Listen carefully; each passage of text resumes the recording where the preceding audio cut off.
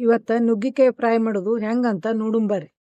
ಈಗ ಒಂದು ನುಗ್ಗಿಕಾಯಿ ತೊಗೊಂಡು ಅದಕ್ಕೆ ತುಂಬು ತೆಗೆದು 2 ಇಂಚಿನಷ್ಟು ಕಟ್ ಮಾಡಿ ಇಟ್ಕೋರಿ.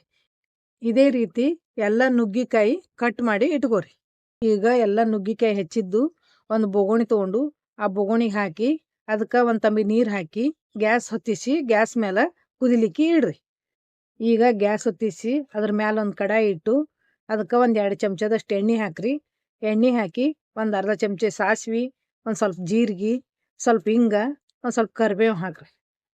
ಈಗ ಕುದಿಸಿದ ನುಗ್ಗಿಕಾಯಿ ನೀರು ಬಸ್ತು ಅದ್ರೊಳಗೆ ಹಾಕ್ರಿ. ಅದಕ್ಕೆ ರುಚಿ ತಕ್ಕಷ್ಟು ಉಪ್ಪು ಹಾಕಿ ಒಂಚೂರು ಅರ್ಶಿನ ಪುಡಿ, ಖಾರ ಪುಡಿ ಹಾಕಿ ಚಂದಗೆ ತಿರುವಾಡ್ರಿ. ಈಗ ಅದಕ್ಕೊಂದು ಸ್ವಲ್ಪ ನೀರು ಹಾಕಿ ಕೊತ್ತಂಬರಿ ಹಾಕಿ ಸ್ವಲ್ಪ ನಿಂಬೆಹಣ್ಣು, ಸಕ್ರೆ, 2 ಚಮಚದಷ್ಟು ಶೇಂಗಾದ ಪುಡಿ ಹಾಕಿ ತಿರುವಾಡಿ ಮುಚ್ಚಿಡ್ರಿ. ಈಗ ಒಂದು 2 ನಿಮಿಷ ಕುದಿಸಿದ್ರೆ ನುಗ್ಗಿಕಾಯಿ ಫ್ರೈ ರೆಡಿ.